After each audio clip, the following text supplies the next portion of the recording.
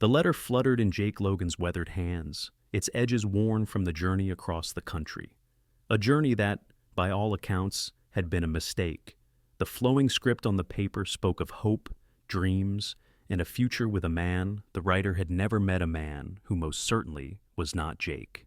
Colorado Territory, 1875. Jake sat on his porch, watching the sun set behind the jagged mountain peaks that framed his modest ranch.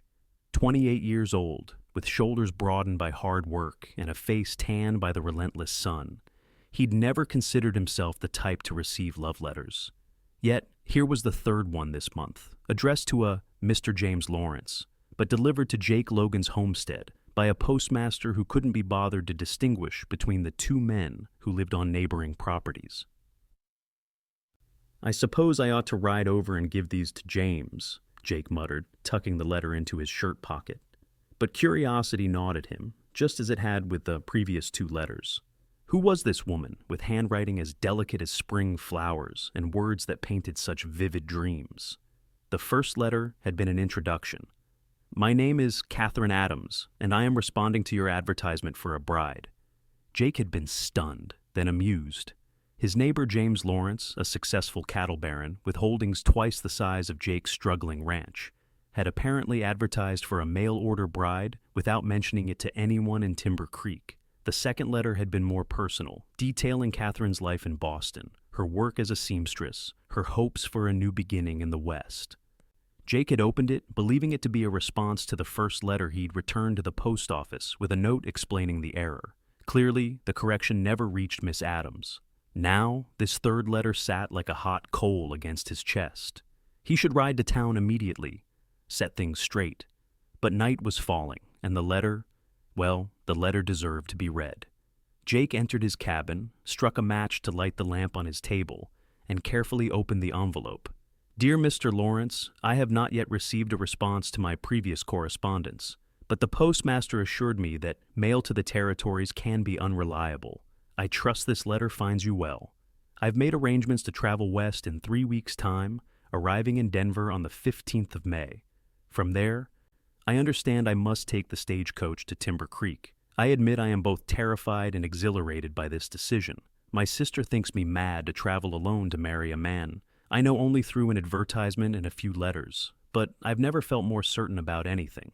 Your words about building a life together, about wanting a partner rather than a servant, touch my heart in ways I cannot fully express. I've enclosed a small photograph of myself, though I warn you it's 3 years old and hardly flattering. My hair is longer now, and perhaps I've grown a bit thinner with the difficulties of recent years.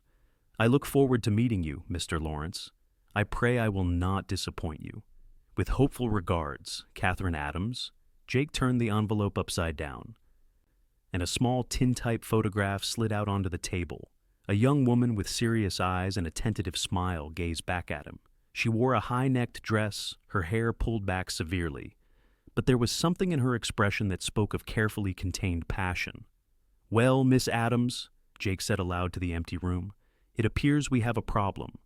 He knew he should correct this mistake immediately. James Lawrence was a widower of 50 who'd never mentioned wanting a new wife. If he had indeed placed an advertisement, Jake had heard nothing of it. More likely, the woman had written to the wrong James Lawrence entirely. But May 15th was just 2 days away. Jake tucked the photograph back into the envelope, his conscience warring with an unexpected feeling in his chest. He had no right to read another person's mail, let alone develop feelings for a woman who believed she was corresponding with someone else. Yet he couldn't deny the way his heart had quickened at her words, at the photograph, at the thought of her traveling all this way with hope in her heart. "First thing tomorrow," he promised himself, "I'll ride to town and sort this out." Morning came with a drizzling rain that turned the road to mud. By the time Jake had tended to his animals, the weather had worsened, making the 5-mile trip to town an unpleasant prospect. He decided to wait until the following day, telling himself the delay wouldn't matter. Either James Lawrence was expecting a bride, in which case Jake's intervention wasn't needed, or he wasn't, and one more day wouldn't change anything. But that evening, as Jake reread the letters by lamplight, guilt gnawed at him. If no one met Miss Adams when she arrived in Denver, what would happen to her? A woman alone in a frontier city was vulnerable, And if she somehow made her way to Timber Creek, only to discover that James Lawrence had never requested a bride, Jake couldn't let that happen. At first light, regardless of the weather, he would ride to town and send a telegram to Denver, warning Miss Adams of the misunderstanding. The rain stopped overnight, but the morning brought fog so thick Jake could barely see 20 feet ahead. He saddled his horse anyway, determined to reach town before the telegraph office closed. Halfway there, he heard the distant rumble of the stagecoach. It wasn't due for 2 more days, but the schedules were always changing based on weather and road conditions. Jake urged his horse toward the sound, a terrible suspicion forming in his mind. He reached the road just as the stagecoach emerged from the fog, its team of 6 horses trudging through the mud. Jake raised his hand, and the driver pulled to a stop. "Morning, Jake," the driver called down. "What brings you out in this soup?" "Just heading to town," Jake replied, then hesitated. "Any passengers today?" "Just the one." The driver jerked his thumb toward the coach. "Lady from back east. Says she's coming to marry James Lawrence. That old goat never mentioned he was expecting a bride." Jake's heart sank. "She's early." "Stage from Denver was running ahead of schedule for once," the driver explained. "Figured we'd push through rather than wait in Junction City." The coach door opened and a woman peered out. Even in the dim light, Jake recognized her from the photograph. Katherine Adams was more striking in person, her chestnut hair escaping from beneath a practical traveling hat, her eyes the color of whiskey in sunlight, her mouth set in a determined line that softened when she noticed Jake. "Hello," she said, her voice carrying a trace of Boston in its refined tones. "Do you know how much further to Timber Creek?" Jake removed his hat. "About 3 miles, Miss Adams." Surprise flickered across her face. "You know my name?" Jake hesitated. This was not how he'd planned to handle the situation. "I'm afraid there's been a misunderstanding." Katherine stepped down from the coach, her traveling dress muddy at the hem. She was tall for a woman, the top of her head reaching Jake's chin. Up close, he could see the freckles scattered across her nose and the weariness in her eyes. "What sort of misunderstanding, mister?" "Logan, Jake Logan. I own the property next to James Lawrence." The driver interrupted. "I've got a schedule to keep. Are you getting back on, miss, or staying here?" Katherine looked between the coach and Jake, indecision clear on her face. "I can take you to town," Jake offered. "My horse can carry us both." After a moment's consideration, Katherine nodded. "Thank you, Mr. Logan." She turned to the driver. "Could you leave my trunk at the hotel in Timber Creek?" With that settled, the stagecoach rumbled away, leaving Katherine and Jake alone in the foggy morning. "Now," Katherine said, brushing dust from her skirt, "what is this misunderstanding you mentioned?" Jake took a deep breath.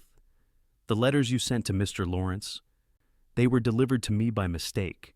Katherine's brow furrowed. "I don't understand." "The postmaster, he's not very careful. My property is closer to town than Lawrence's. Sometimes mail gets mixed up." "So, Mr. Lawrence never received my letters?" The color drained from Katherine's face. "He doesn't know I'm coming?" Jake winced. "I'm not even certain he's the man who placed the advertisement. James Lawrence is 50 years old and has never mentioned wanting a wife." Katherine swayed slightly, and Jake reached out to steady her.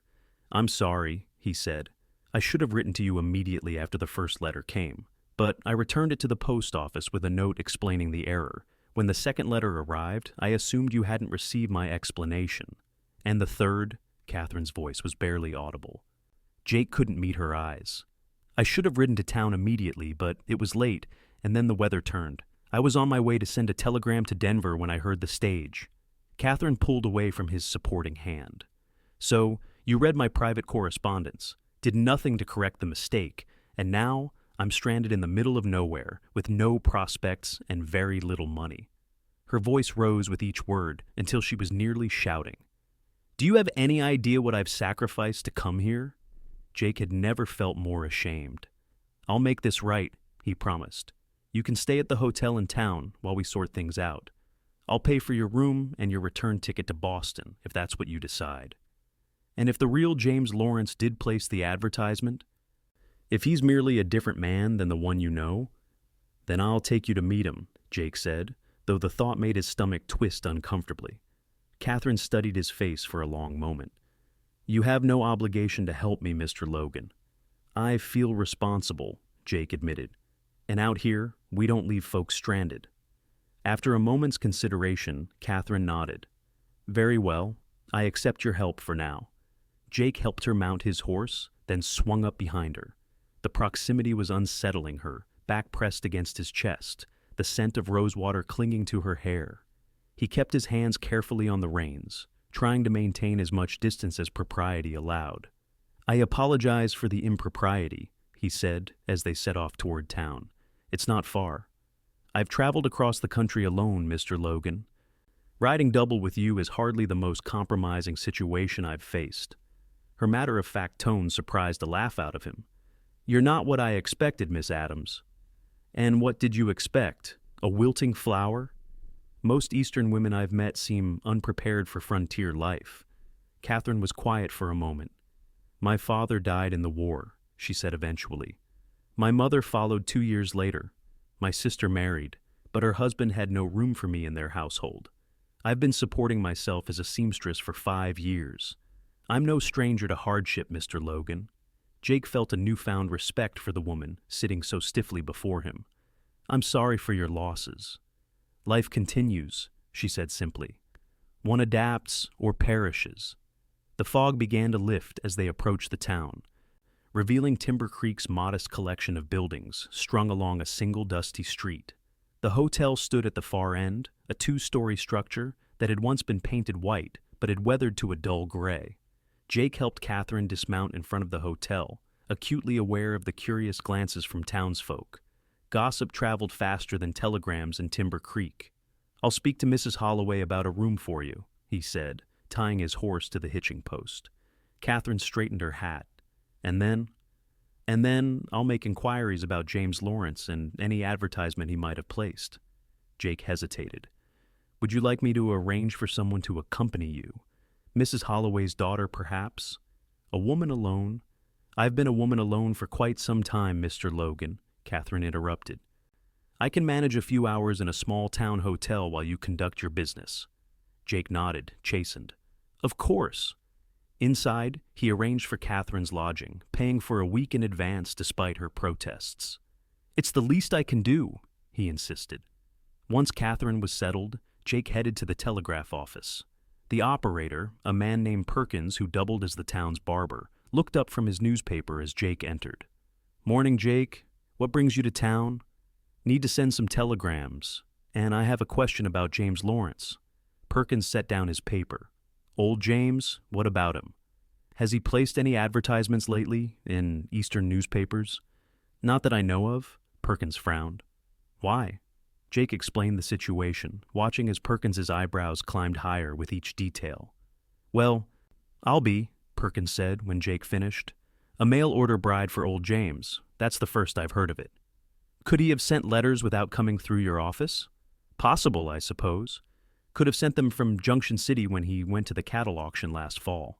Perkins scratched his chin. But it doesn't sound like something James would do, not without telling everyone who'd listen. Jake nodded. That matched his own assessment. I need to send telegrams to Boston and Denver. I want to find out if there's another James Lawrence who might have placed the advertisement. That'll be expensive, Perkins warned. I'll pay, and I need it done quickly. By the time Jake left the telegraph office, he'd spent more money than he could comfortably afford, but he felt obligated to help Katherine sort out this mess.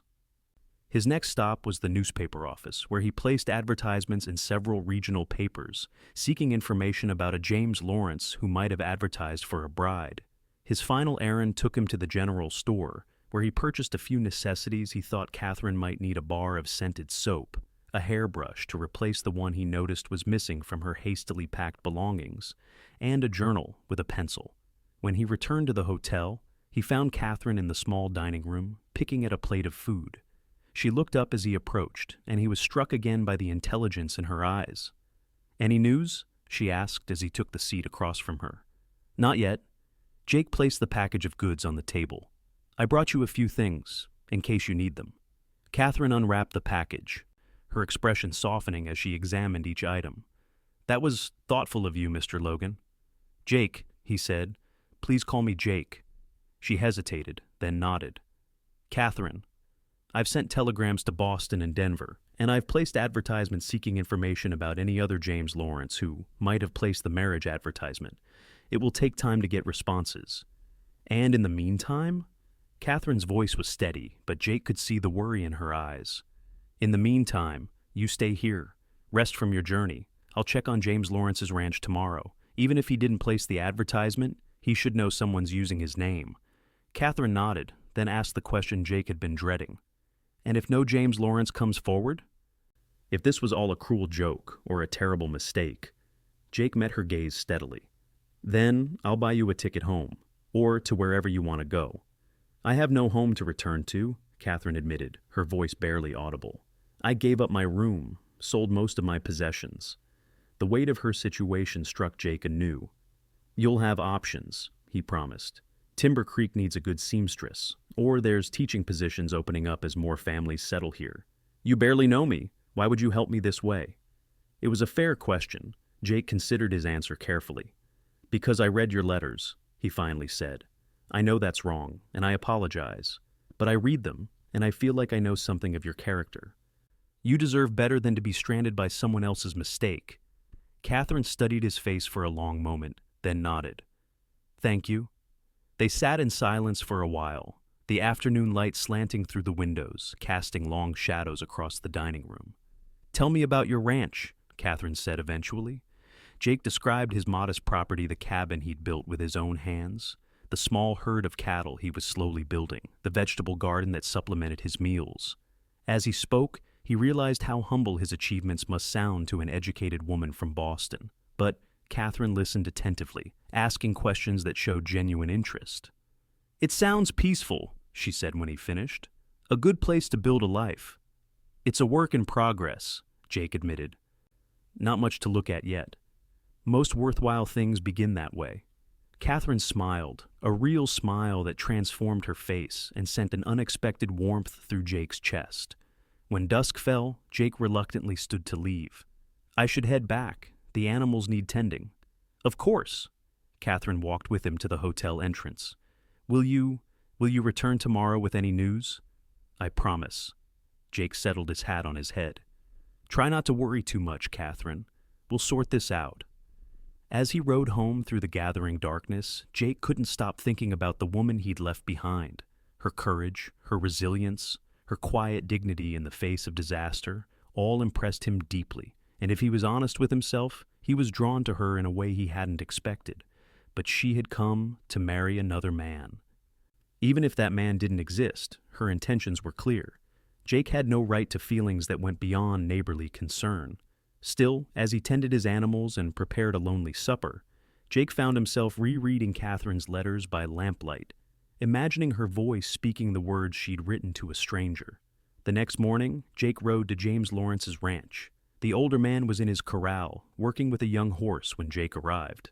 Jake Logan, Lawrence called out in greeting. What brings you out this way? Jake dismounted and leaned against the corral fence. Got a strange situation I need to ask you about, James. Lawrence walked over, wiping his hands on a bandana. Oh? Did you place an advertisement for a mail-order bride in any Eastern newspapers last year? The older man's bushy eyebrows shot up. A what? Hell no. What would I want with a wife at my age? Jake nodded, having expected this answer. Someone using your name did. A woman arrived yesterday expecting to marry you. Lawrence let out a loud guffaw. Well, she's in for a disappointment. I'm too old and set in my ways for marriage. Who is this woman? Her name is Katherine Adams, from Boston. She's staying at the hotel in town. And she thinks I sent for her? Lawrence shook his head. That's a damn shame. What's she like? Jake described Katherine briefly, trying to keep his tone neutral, despite the admiration he felt. Lawrence studied Jake's face with shrewd eyes. Seems you've taken quite an interest in this woman's predicament. The letters were delivered to my place by mistake, Jake explained. I feel responsible. Lawrence's skeptical tone made it clear he suspected there was more to it. Well, you tell this Miss Adams I'm flattered, but not in the market for a bride.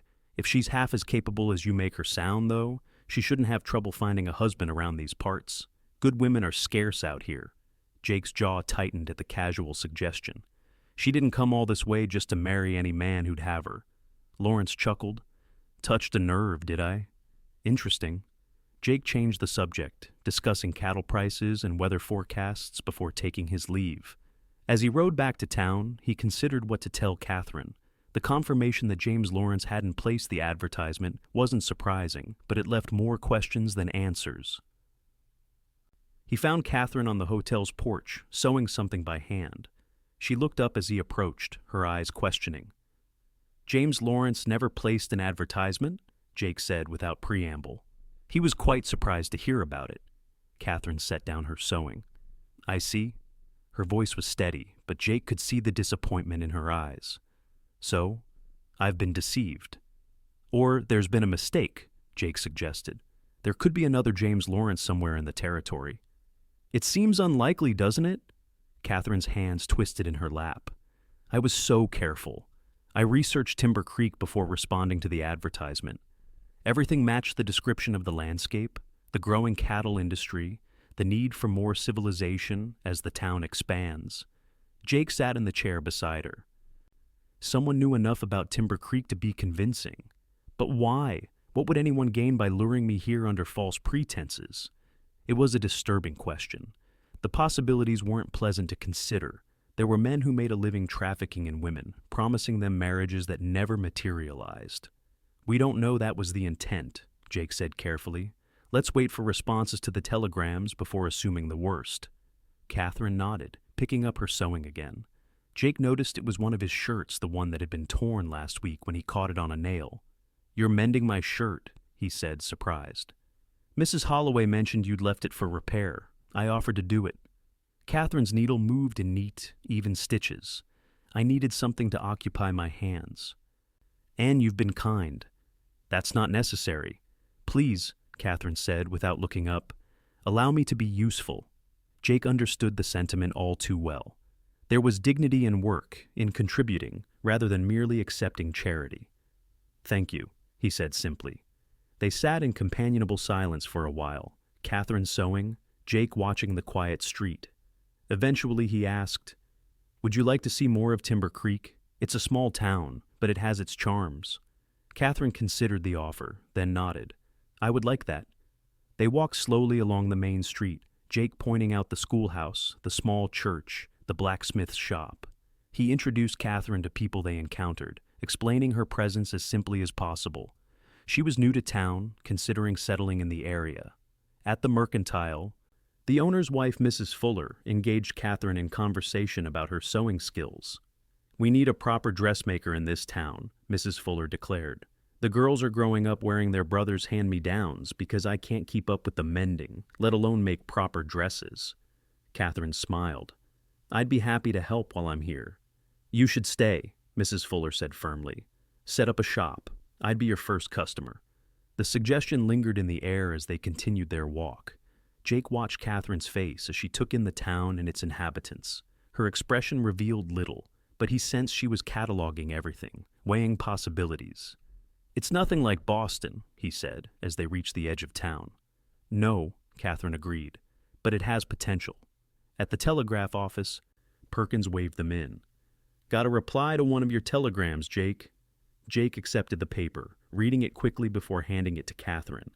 It was from the Boston postmaster, confirming that no James Lawrence had placed an advertisement in any Boston newspaper in the past year. Katherine's shoulders slumped slightly. So, it wasn't a mistake. There are other possibilities, Jake said, though he was beginning to doubt it himself.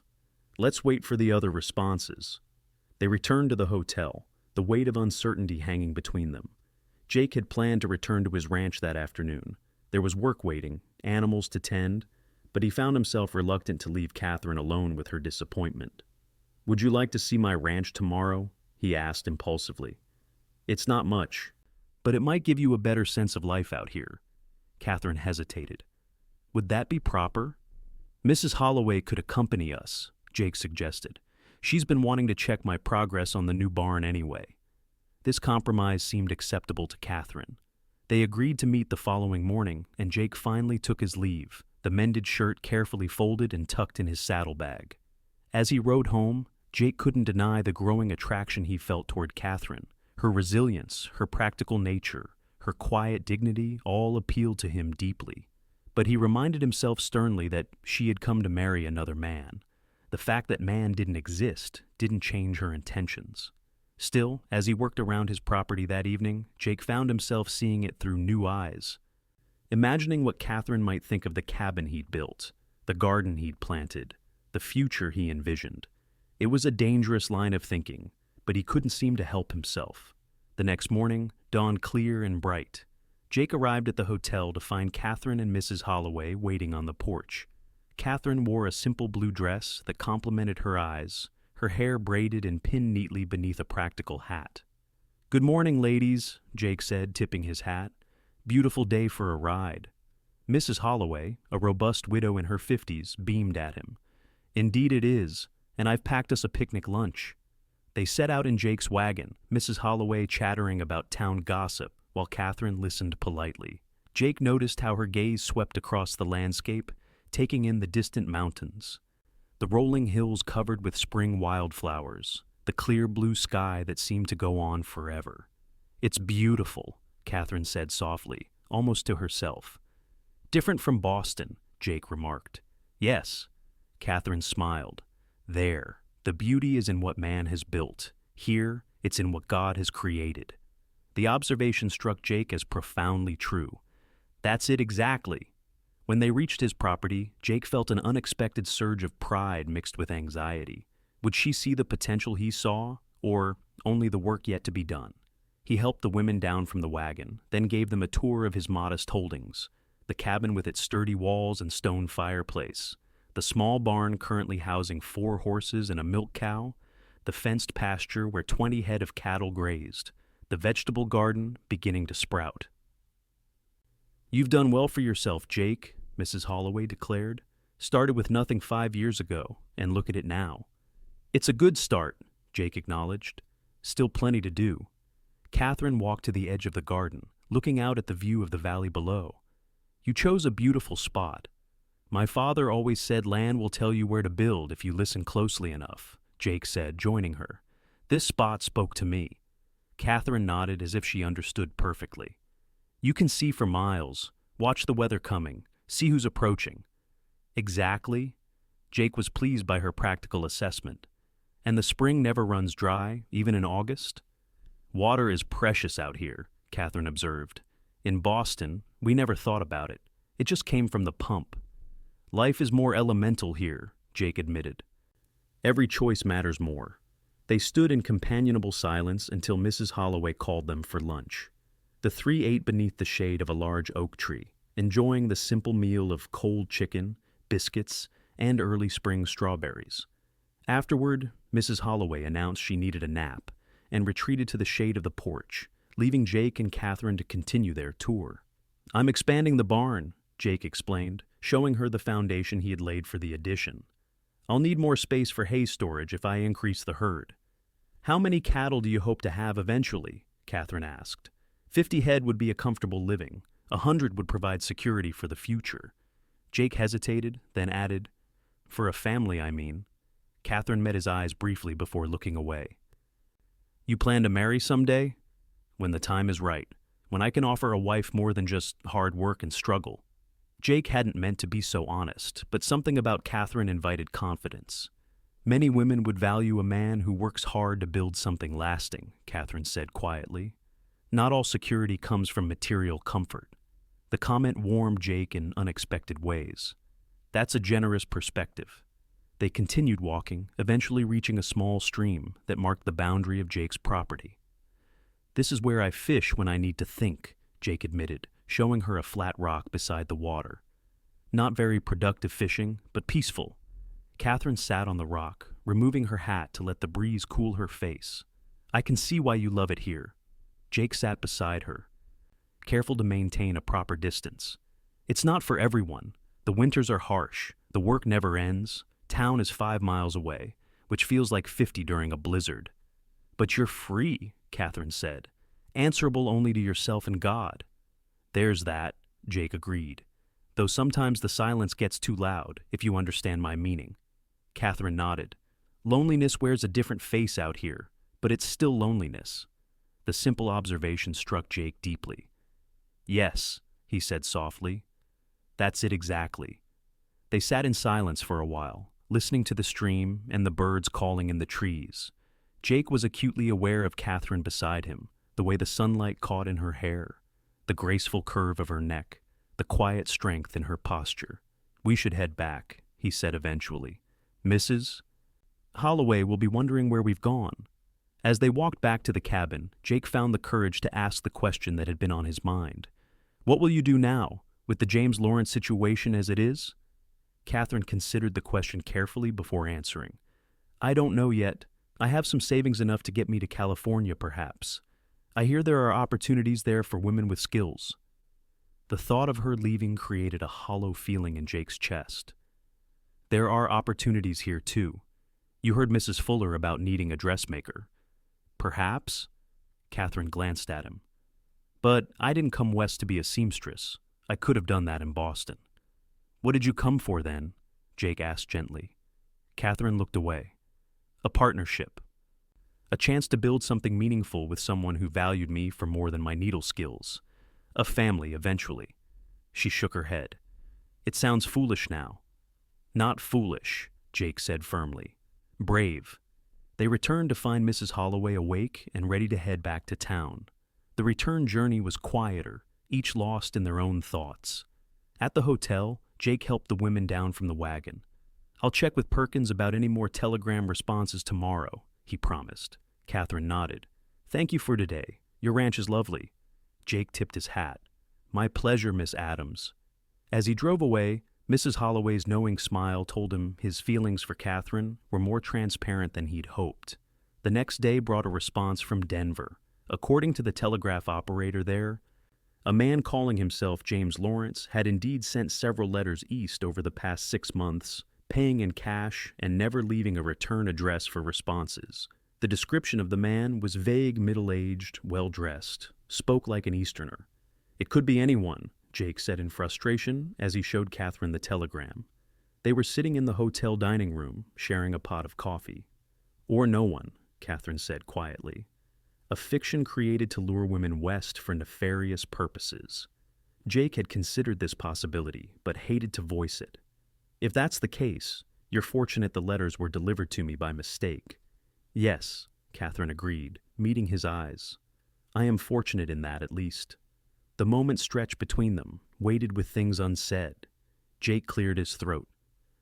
The advertisements I placed should appear in the regional papers this week. If there's another James Lawrence who legitimately placed the advertisement, we might hear from him.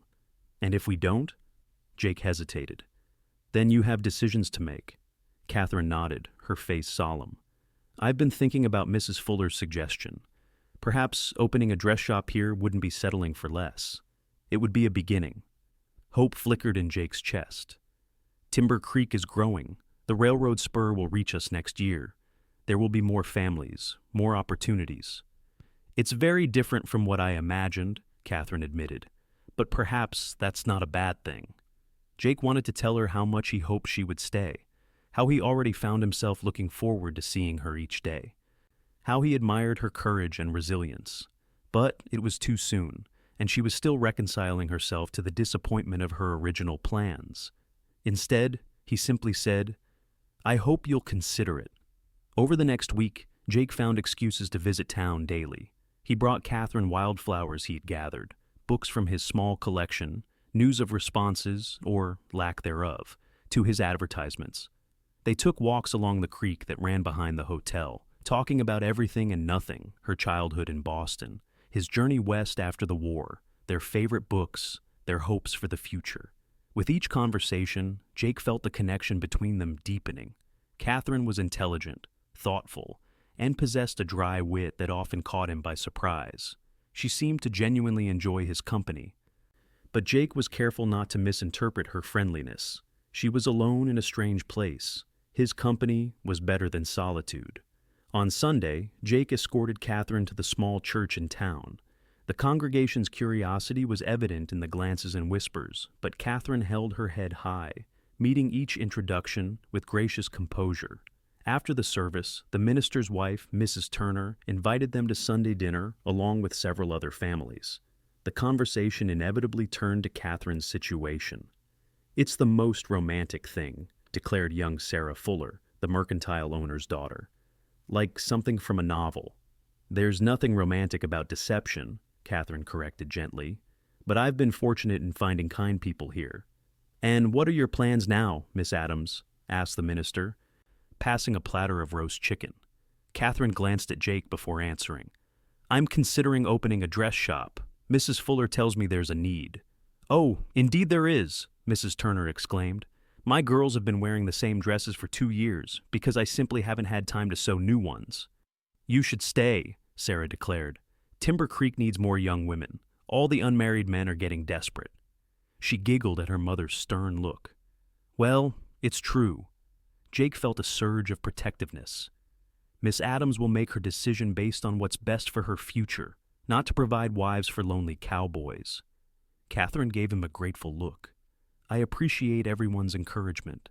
I'll be making my decision soon." After dinner, Jake walked Katherine back to the hotel. The spring evening was mild, the sunset painting the western sky in shades of gold and pink. "Thank you," Katherine said as they strolled, "for defending my right to choose my own path." "It was nothing," Jake replied. "Some folks forget that women have minds of their own." Katherine smiled. "Not you, though. I had 3 sisters. They cured me of any notions about female inferiority early on." "Tell me about them," Katherine requested. Jake described his sisters, all married now and living in different territories, their strengths, their quirks, the childhood adventures they had shared. As he spoke, he realized how much he missed them. "You love them very much," Katherine observed. "It must be hard to be separated." "It is," Jake admitted. "But they've found good men, built good lives. That's what matters." They reached the hotel and paused on the porch. "Would you like to come to my ranch again tomorrow?" Jake asked, suddenly nervous. "I could show you the wild strawberry patch I found yesterday." Katherine hesitated only briefly. "I'd like that very much." The next morning, Jake arrived early, his wagon freshly washed, wearing his best shirt. Katherine emerged from the hotel looking prettier than ever in a light green dress that brought out the gold flecks in her eyes. "No Mrs. Holloway today?" Katherine asked, as Jake helped her into the wagon. "She sends her regrets. Her daughter's baby is running a fever." Katherine bit her lip. "Perhaps we should postpone." "I've asked Mrs. Fuller to join us, but she can't leave until noon," Jake explained. "She'll meet us at the ranch for lunch. Would that be acceptable? It's only a couple of hours." After a moment's consideration, Katherine nodded. "That would be fine." The morning was perfect sunny, but not too warm, with a gentle breeze that carried the scent of spring flowers. As they drove, Jake pointed out landmarks and shared stories about the early days of his ranching efforts. "I nearly gave up that first winter," he admitted. "Lost half my stock in a blizzard. Ran out of food by February and had to hunt in 3 feet of snow." "What made you stay?" Katherine asked. Jake considered the question. "Stubbornness, partly, and nowhere else to go." He glanced at her. "But mostly it was the land. Even buried in snow, it felt right, like home." Katherine nodded as if she understood. "Some places speak to the soul." "Yes," Jake agreed, surprised by her intuitive understanding. "That's it exactly." At the ranch, Jake showed Katherine the strawberry patch he'd discovered in a sunny clearing near the stream. They knelt together, picking the tiny, intensely sweet wild berries. "They're nothing like the ones in Boston," Katherine said, tasting one. "These are like concentrated sunshine." Jake watched her enjoy the berry, captivated by the pleasure on her face. Worth the journey west? Katherine's eyes met his, and something electric passed between them. Perhaps? They continued picking in companionable silence, occasionally sharing observations or memories. Jake found himself telling Katherine things he'd never shared with anyone, his fears about the ranch's future, his dreams of expanding, his loneliness during the long winter months. "I talk to my horse more than is probably healthy," he confessed with a self-deprecating smile. "Poor animal probably knows more about me than any person alive." Katherine laughed, a warm sound that made Jake's heart skip. "I used to talk to my sewing mannequin in Boston. I named her Gertrude." "A fine name for a mannequin," Jake approved, grinning. She was an excellent listener, though her advice was terrible. Catherine's eyes danced with mischief, always suggesting more ruffles. Jake laughed, delighted by this glimpse of playfulness. They continued gathering berries until their baskets were full, then walked back toward the cabin. Without thinking, Jake offered his hand to help Catherine over a fallen log. She took it, and he found himself reluctant to let go when they reached the other side. Catherine seemed to feel it too, for she looked up at him with questioning eyes, her hand still in his. "Catherine," Jake began, not entirely sure what he wanted to say.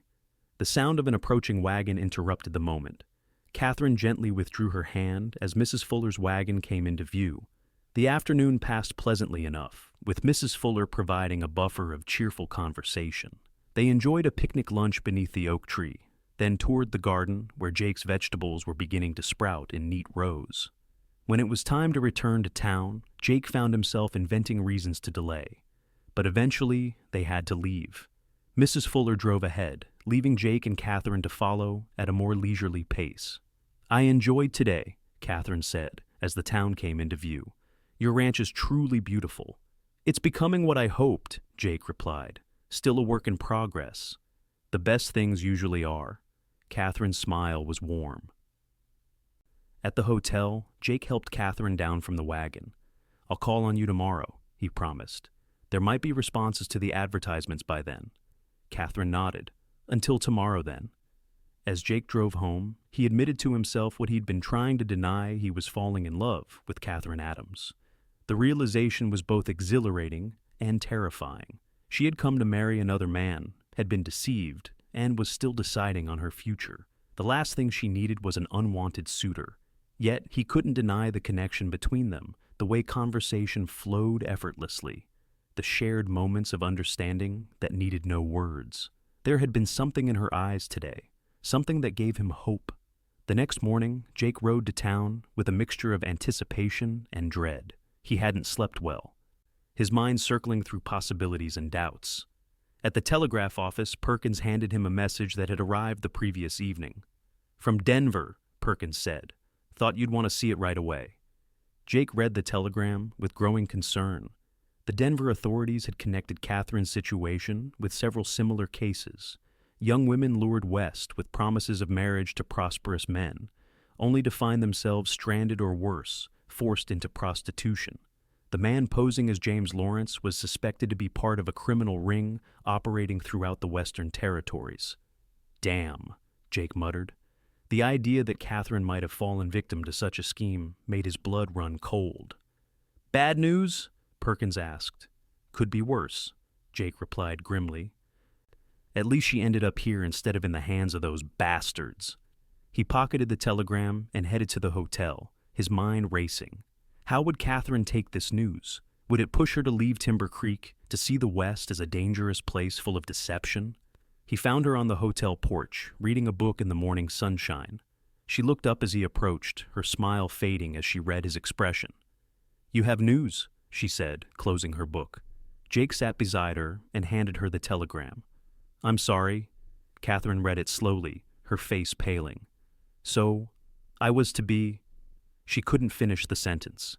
"It seems likely," Jake said gently. "But their plan failed. You're safe here." Catherine nodded, but her hands trembled slightly as she returned the telegram. All those letters, the promises, the future I imagined.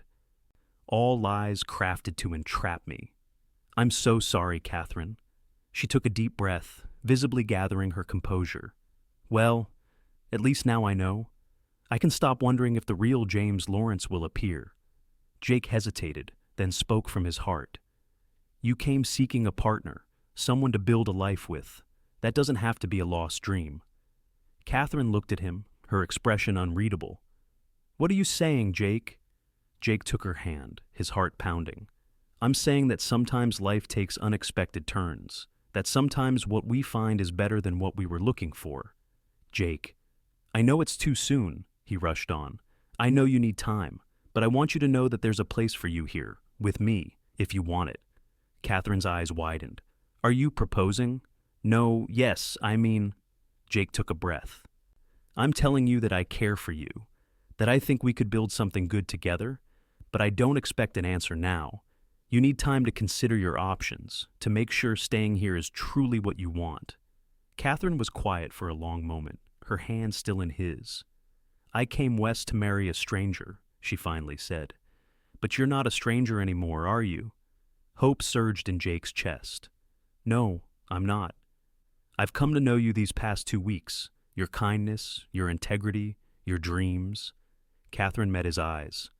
"I came seeking those qualities in a husband." "Katherine," Jake said softly, "are you saying—" "I'm saying I need a little more time," Katherine interrupted gently. "But I'm not opposed to the idea of building a future here, with you." It wasn't a yes, but it was far from a no. Jake smiled, squeezing her hand. "That's fair. Take all the time you need." They sat together on the porch, planning a future that was still uncertain, but full of possibility. Jake described his vision for expanding the ranch, while Katherine shared her ideas for a dress shop that could serve the growing community. "We could build a proper house," Jake suggested, "with a sewing room that gets the morning light." "And bookshelves," Katherine added. "Lots of bookshelves." They were building castles in the air, but for the first time in years, Jake's dreams felt within reach.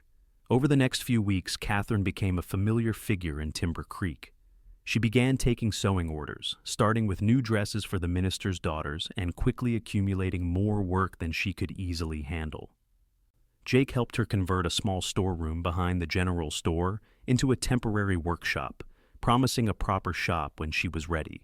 Their courtship progressed under the approving eyes of the townspeople. They attended church together, shared meals with friends, and spent long afternoons at Jake's ranch planning improvements. Katherine planted a flower garden beside the cabin, a small act that spoke volumes about her intentions. A month after Katherine's arrival, Jake formally proposed on the banks of the stream where they had first truly connected. He had no ring to offer, such luxuries were hard to come by in Timber Creek, but he presented her with a smooth river stone he'd found, promising to replace it with gold when the cattle sale provided funds. "I don't need gold," Katherine said, accepting the stone with tears in her eyes. "This means more." Their wedding took place in the small church 2 weeks later. The entire town attended, celebrating with a feast that lasted well into the evening. Mrs. Holloway wept happy tears, declaring it the most romantic thing she'd ever witnessed. "To think," she said, dabbing her eyes, "if those letters hadn't been delivered to the wrong man, you two might never have found each other." Katherine, radiant in a cream-colored dress she'd made herself, smiled up at her new husband. "Sometimes mistakes are the best things that can happen to us." Jake kissed her hand, his heart full. "The best thing that ever happened to me was the day Perkins mixed up the mail." That night, as they stood on the porch of the cabin that was now their home, Jake held out one last surprise, the letters Katherine had written to James Lawrence. "I thought you should have these back," he said. "They're yours after all." Katherine took the bundle, tied with a simple ribbon. "You kept them." "They led me to you," Jake said simply, "even if they were meant for someone else." Katherine opened the top letter, reading her own words from months ago. "Dear Mr. Lawrence, I hope this letter finds you well. I've considered your advertisement carefully and believe we might suit—" She looked up at Jake, her eyes shining in the lamplight. "They found exactly who they were meant for," she said softly. "They just took a roundabout path to get there." Jake drew her into his arms, marveling at how perfectly she fit against him. "Welcome home, Mrs. Logan." Katherine stood on tiptoe to kiss him. "I'm finally where I belong." In the years that followed, their love deepened as they built their life together. The ranch prospered, the dress shop flourished, and children eventually blessed their home.